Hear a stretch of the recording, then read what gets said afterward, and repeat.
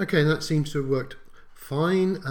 However, we don't want to be calling addPerson.php all the time.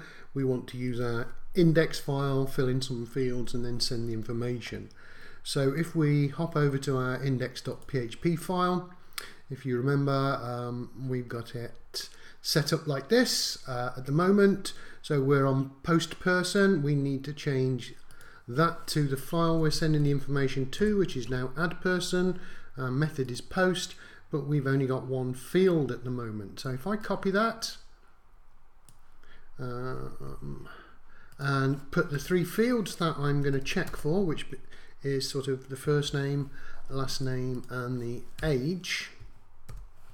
Okay, we should be able to check out whether it's working or not when we send information.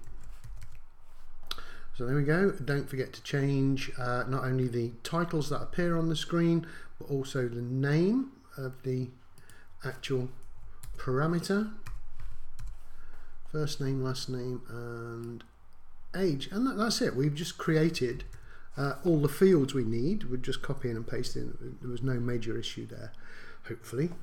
So if I save that, and instead of typing add person up here, if I just delete that and let the index file load, there we go. We've got first name, last name, and age. I'm going to leave them empty. I'm going to press submit to test, see what happens. And there we go. Parameters have been set. The reason why that worked is because I am sending all three parameters. If somebody else had created a form on their web page to try and make use of mine, and they managed to put all these three in, it would work. However, let's see if it doesn't work at some point. We can do that by deleting one of these fields. So if I take age out, I'll put it back in a minute, and then return to my index page. I've only got two fields now. If I press submit, hopefully the else clause will come in and will prevent us sending data. There we go. We have not been set. The parameters have not been set. So that's working nicely. So if I put that back in and just test to make sure that I'm not, or haven't made a mistake anywhere, this should be the parameters have been set. When I press submit, there we go, job done.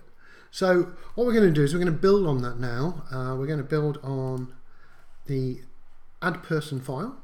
We're going to manage the situation where the information is correct. So at the moment we know that we've got three parameters. The next thing we really need to do is check whether they contain information. And if things fail, if we haven't got the parameters set, we need to handle it in a nice way.